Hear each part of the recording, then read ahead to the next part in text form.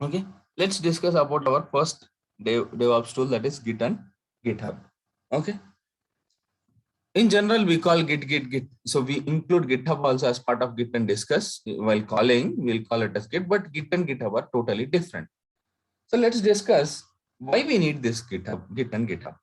Let's learn that how to use this and all. We'll see later. But first, if you don't know what is this, why we need this, then even if you learn how to use it, which way. So first, let's concentrate on what are this, why we need. Git is an version controlling system. Git is a version controlling system, whereas GitHub is a source code management tool, SCM. Okay, GitHub is a source code management tool. VCS means version controlling system. SCM means source code management tool. Git and GitHub. Okay. Now, why we need these two? First, let me take one small example. Then we will discuss about this. I have a project. We all are just think like we are all one project. We are working for one project. We are one team. Just think we are all developers. Now, one person is a Java developer. The second person is also a Java developer. The other person is UI developer. The other person is like a DB developer, something DB queries he is writing like that. Like I have 3 Java developers, just think one UI, one backend, one database like that, right? Total 5 developers I have. Everyone will have their own laptops to code, to do the coding. Where do they write their coding? In their local. Now, when they write their code in their local, the first person is going to write his code in his laptop, right, or his desktop. The second person, everyone will do the same, right? They write in their local itself. Okay. Now, how can I tell this is a complete project? The first person has some part of code. The second person has some part of code. Like he has 2 files of code. He has 2 files of code. This person has 2 files. This person has 2 files. This person has 2 files. Now, if I combine the backend Java code, UI code, database code, if I combine everything, then only I can call it as a project has completely developed, or like in project, this is a complete setup of the project. I cannot take only UI, that HTML, CSS, React JS code and deploy and tell that my project is done. I cannot tell like that. Or else only DB code, or else like Java code, I cannot deploy. Everything I need to have. I need to combine everything. Now, I want to combine everything, right? So I can select one person from this as a lead and ask them to collect the code from everyone. So now this person is a lead. He'll ask this person, hey, give me your code. This person, this one, from everyone, he'll collect the code, right? No, it's not a good approach.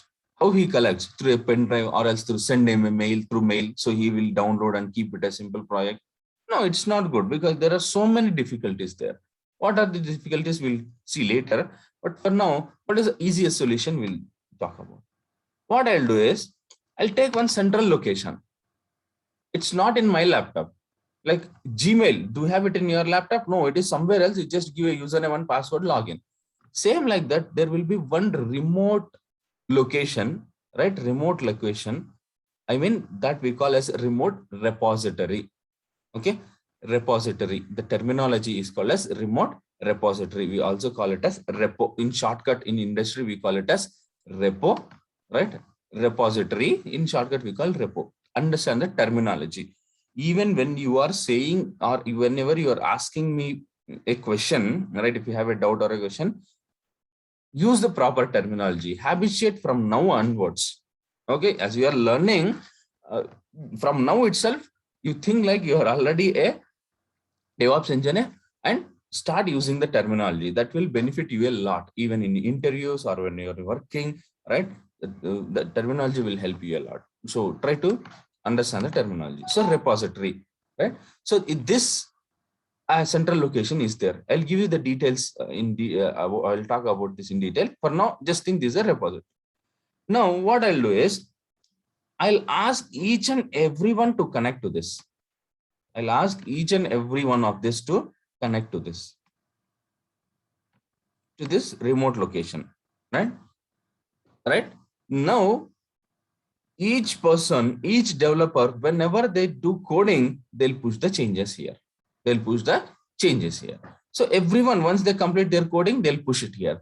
Now, this person, no need to contact everyone for the code, because everyone, the rule is like they are connected to the central location. Whenever they complete the coding part, they have to push their changes here. They have to push their changes here. Okay, this central location is there.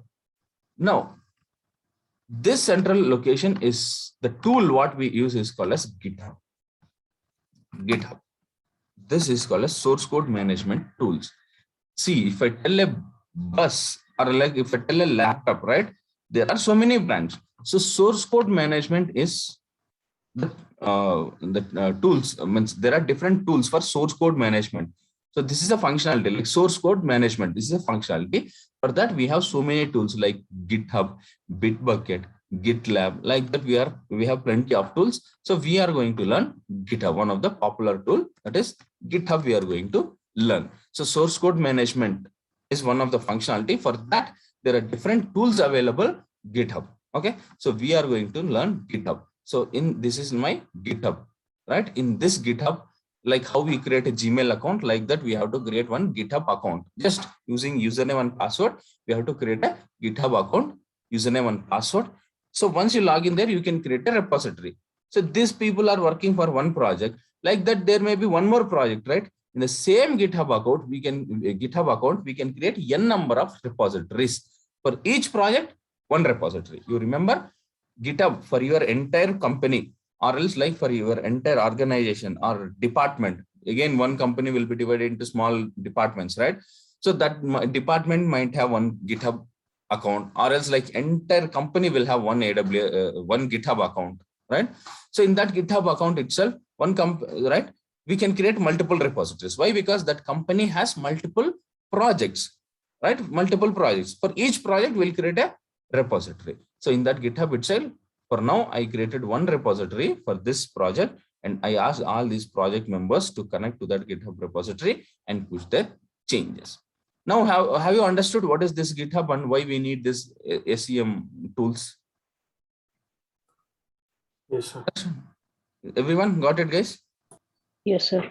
Okay. Yes, now sir. I have a GitHub repository. Now we all connected to this. Now, why I need this Git? Right? Why I need this VCS, version controlling system? There are multiple tools for version controlling system, but Git is the famous one. Git is a famous one. Okay. And it supports many tools also. What is that? We'll discuss in some time. For now, let me explain about that Git. Git will be present on each and every person's local machine, means on each and every person laptop or desktop, that it will be present. Okay. Git will be present on each and every person's local machine. Okay. Why we want to have it on local machine? Now, let's take one example. This first person is there, right? Just think, these 5 developers are very new, right? They just connected to this GitHub repository. They haven't pushed any file so far, nothing, no coding they have done. Now, this person is going to create one first file called as a.java. a.java. Now, he want to push the changes, right? He pushed the changes here. Okay, he placed this a.java file here.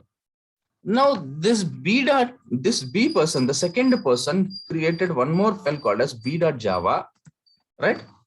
He also created that, he pushed that. Whatever the change you make, right? In your local, there is one tool called as Git, one version controlling system tool called as Git will be present here. Whenever this person created this a.java, right? There is other commands called as commit and all, some functionality is there. I'll discuss in detail about that in some time. For now, just think like this. Whenever this person tries to create this file and try to push it here, for this file, a version ID will be generated. For this, whenever he is creating a new file and pushing it here in his local, a version ID will be generated for that. And while he is moving or pushing the changes, this a.java file to this central location, along this, with this file changes, that version ID also will be moved. Next, whenever this person created a.java and pushed it here, along with this file changes, for whatever the change he made, right, for that one version ID will be generated and placed it there. Why we need this version ID? What this contain is whatever the change. For example, this is a new file, right? So what that version ID will generate is, before creating the file, what was there? No file was there. So when you created the file, what are the changes present in this file? So that version ID will have that. What changes are present in this particular version, that will maintain. Next, for example, just think the version ID here is 1. For this, it is 2. It will not be 1 or 2. It will be very big, like 32 digits or 12 digits will be there. 32 digits, yes. So for now, I'm just taking, for understanding, I'm taking 1 or 2. Now, what he did is, first time he added 2 lines of, or like 10 lines of code into this file, right? 10 lines of code into this file. He also added like 15 lines of code and committed. So, right now, when he made the changes and pushed it here, a version ID will be generated, right? That version ID will have that. Like in this file, the file name is a.java and it has 10 lines of code from 1 to 10 lines. And who is the owner of this commits? Means who made the changes is this first person. And for this file also it tracks, it generates second version ID, some other second version ID. It maintains, file name is b.java. Okay, 15 lines are there. And who made the changes is this person. Okay, that tracking will be there. Here also tracking will be there. The same tracking will be pushed here also. Fine. Next. Now what he wants to do is, a.java person is there, right? He pushed one file here, a.java. Okay. Now this B person, the second person, what he want to do is, he want to work on this a.java. This person has already added 10 lines. This person wants to add 5 more lines to that a.java. Now, do you need to contact this person? Do you need to ask him, hey, can you give me that a.java? I want to do some changes. Do you need to ask him? No. Why? Because he already pushed this file here. This person is also connected to the same repository. Can he pull the changes from there to here? Yes or no? Yes, sir. Yes, sir. In his local, a.java is there. In his local, b.java is there. Both of them push their changes here and both are connected to the same repository. Now, when this b.java, this second person wants this a.java, that is already there. So when he pull the changes, the changes present inside the entire repository will come here. So in that, one new file a.java is there, that also will come here. Yes or no? There is no secure system, sir, like password or something. Yes, it's there. We all connected to this. We all have access to this. We are all the owners. Okay. Same location. No, he's asking about when b.java person who wants to access the a.java. Wait. We'll discuss about that security under later. Okay. To discuss. For now, we are all the owners. We all have access to this. We can do anything on this. Okay. No username and password like that. Wait. I'll discuss that later. For now, you think we all have access to this. That is what I'm saying. Okay. Okay. So now security part we'll discuss later. There is a lot to discuss. For now, you think that we 5 have access to this, either username or something else. We don't know. We have access. Only V5 can connect and V5 can do anything in this repository. Okay. Now, if we pull the changes, will that a.java, the first person, whatever placed here, will that come here? Yes. Now, can he modify the change? Can he, already 10 lines are there. This person can add 5 more lines to that, or like 10 more lines. Total 20 lines, can push it back here. Yes or no? Yes, sir. Okay. Well, he is pushing, it will generate for this a.java file, it will generate one more version ID. And for that version ID, what it will track is, earlier, before making this version, there was one more version with 10 lines. Now I'm making one more version which has 10 more lines. Already 10 were there, right? Now 11 to 20, and who is the person making? This second person, like that. Before making this commit, or like before making this version, generating this version ID, what were the changes? Now, what are the changes? Earlier only 10 lines were there. Now 10 plus more lines were added, but by whom? This person, right? And then when he push the changes, same that version ID, what are the changes made in the new version? Everything will be pushed here. So like this, For each and every change, even if you put a space, even if you put a comma, semicolon, remove something, even if you remove a space, semicolon, that is also a change, right? Everything, for what are all the changes you make, it is going to track that. It is going to track with a version ID. It is going to maintain the version. Okay, fine. So when is now when the what is the use of this version? All right. One thing is to know that so we will have a clear history. When we maintain versioning, we will have a clear history when we made the changes at particular commit ID. This version ID is also called as commit ID. This version ID is also called as commit ID. At particular commit ID, what are all the changes made? So when we made this commit ID, before that, what were the changes? In this particular ID, what changes we made and who made the changes? Everything, the history will be clear. Now, he made 10 changes, right? Before that, the entire code was working fine. But when he added that new 10 lines, it stopped working. The code got some bug. Now this person will tell, no, I am not the culprit. I made the correct changes, but this person is the culprit, he'll tell. But he won't agree. No. The first person is the culprit, like that. To check that, can I go back to the versions? In the version ID, when he committed first time version ID 1, what are the changes made? Second time, b.java, what are changes made? For this a.java itself, this person has modified from 10 to 11 to 20 lines he added. Third commit ID. We can go and check in the history, right? Who made the commit? Before that, what was the change? Once the commit is made, what is the change? We can go and check clearly, right? Where is the mistake? Yes or no? Yes, sir. Right? And in any particular ID, there is a bug, right? We can roll back to previous commit ID. Means we can remove that commit ID and go back to previous commit ID. So like that and all, we can track each and everything. So that is for each and every change we make, as it is going to make a versioning, we are going to call it as version controlling system. Version controlling system we call. So one of the famous tool which we use for version controlling system is Git. Okay, understood? Sir, you use two words, version ID and commit ID. Difference, sir? Both are same. Both, that is Okay. what I said. You didn't hear, I guess. The version ID is also called as commit ID. Both are same. Okay. Okay. Okay, two names. Understood, guys? Now, so the process we will discuss. The process, how we make the changes. We will see that later. For now, can someone give me a email ID? Your email ID. I'll create one GitHub account for you and I'll share the password. Okay. Can someone ping in chat email ID? I'll show you how to create a GitHub account.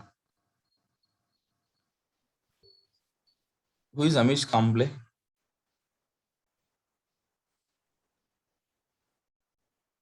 Who is Amish Kamble?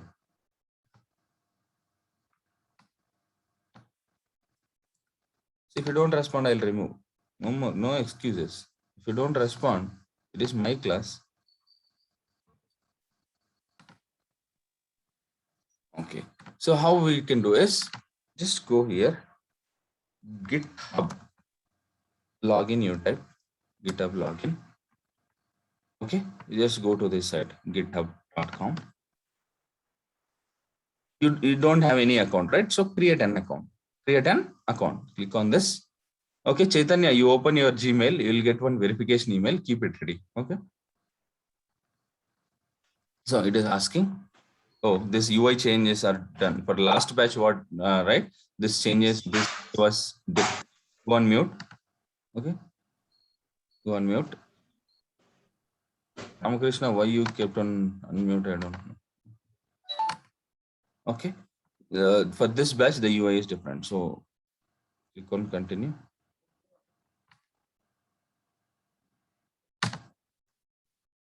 Okay, so see here, we gave the email ID. It is saying enter your email ID. When I type this, okay, email is correct.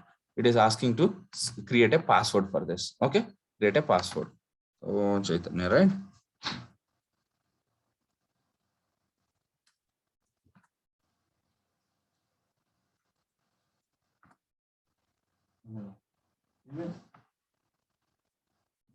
Okay, I'm setting one password for this. Okay, it is asking for one username. When you are giving username, see, while creating GitHub account, you can give any email, means unique email ID. So already you should not have any account. So one unique email ID you have to give, right? Next, one unique username you have to give, means someone should not have already utilized. Now, if you give some random username here, you'll forget it. So that's why whatever is there before your email ID, you give that so that you'll not forget. So I'm giving this username and click on continue. Next, it is asking, would you like to receive product updates and announcements via email? Means if GitHub is coming with any new change, means if they do any new changes in their functionality, or else add a new feature or modify a feature, do they want to send even notifications? If you say, click on yes, for every notification, means for whatever the new change they do, they'll give it. If you say no, they'll not send it. So for now, I'm selecting no and click on continue. Next, it is asking for a puzzle, right? Why? Because you are creating your GitHub account, but who knows, a robot or a small program might be creating. They'll create n number of GitHub accounts, right? So just to check that whether you are a human or a robot, they are giving this puzzle. Let's start that puzzle and give this. So spiral galaxy, it is asking, what is the spiral galaxy? If I don't know, then what I can do is I can take one more puzzle here. If you want, you can take this, or else if you want to refresh, if you refresh this, it will give one more puzzle, right? Okay, sorry, this is what? Okay, so let me take this. Okay, so if you can take this. Okay, I thought like it will give one more. It is just refreshing, but not giving the new one. Okay, earlier we had option to select one more, but it is giving the same one. Okay, next, create account. So now, Chaitanya, you got one email with a verification code. Can you tell me that? Chaitanya? Yes, 9637. Okay. 95. Okay. All right. Done. That's it. My GitHub account is created. Now they're asking for their metrics. They're asking some questions. Let's answer them. How many team members will be working with you? Means in this GitHub account, you are going to use for some either project, some company or institute or project, right? Right, for practice something. So how many are going to attend? Right. So for example, let's give 5 to 10.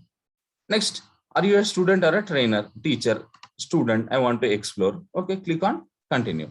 Now, if you want to skip this, means if you don't want to give this, okay, you can skip this.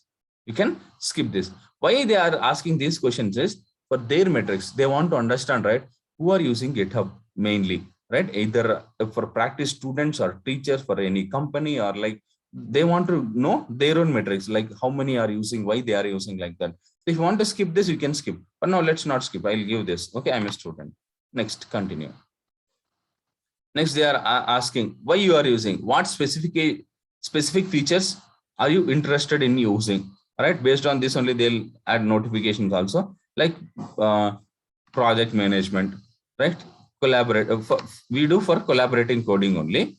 Automation, CI/CD, you can select based on your requirement. You don't know for few. For now, collaborative coding. Just now I explained, right? Collaborative coding. All the developers want to collaborate for coding. This one. And project management. Okay, this we'll see later. For now, just have that collaborative coding. Continue. Now, here you see here, it is asking two things. Learn to ship software like a pro. Okay, this leave it. Here it is. GitHub gives students free access to the best developer tool so that they can learn by doing. Okay. Okay, if you come here, there are two things. One is free, one is get additional student benefits.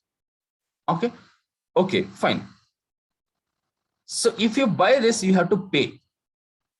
If you buy this, you have to pay. GitHub Pro, it is chargeable, right? Benefits. Okay, I think earlier the screen was totally different. I think it is going to charge, but it is free. This one is free. So free, right? So for now, we don't want this. But now we don't want this. Why? Because we don't want to pay. Let's take the only free tier one. Continue with the free. So I'm going to select this. Done. There is no much difference. There are some extra features, but we don't want that. So we need only the free one. So with that, for our learning purpose, that is more than enough. Now I have a GitHub account. That's it. The free tier one I selected, free tier GitHub account, right? Now I have a GitHub account. In that GitHub account, I want to create a repository. I want to create a repository for one of the projects. For now, just think like for our project, we have one company called as KC Technologies, one company. In that, I want to create one repository for one of the project. For one of the project, I want to create a repository. So you can click on this create repository. So this GitHub is for my entire company. For my entire company, this is the GitHub account. So my company is supporting like 100 projects, 100 projects. So for each project, we'll create a repository. So now you can click on this create repository. For now, we don't have any repositories, 0 repositories. We are very new to this GitHub, right? So 0 repositories. So it is showing to create a repository here itself. But once you create one repository, this option will not come. So at that time, where we have to go here is here we have to go. So create repository. Once you create one repository, this option will disappear. So always you have to go to create a repository later. Okay. For now, let's create from here only. Create repository, right? So this is my username. Do you remember while creating that GitHub account, email ID, password, username I gave, right? This is my username and this is my repository name. Okay. What is the name of that repository? First repository. I'm giving it as first repository.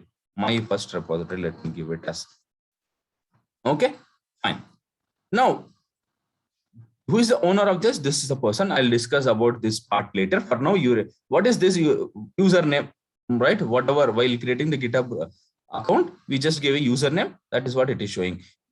We need to learn a few more things about this. We'll learn later. For now, you remember, for each project, we'll create a repository. And now I'm creating one repository, and this is going to be my repository.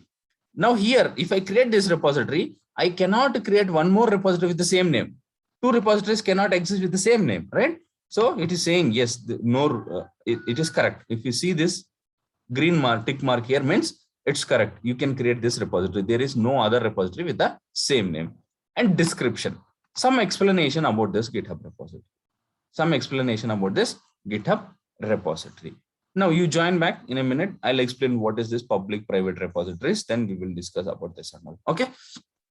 So this is a repository name and description. Why you are creating this repository? So for what purpose? Means for what is the project? What we will do? That explanation you can write here. Some short explanation about the repository why you are creating, that you can give as a description. But this is optional.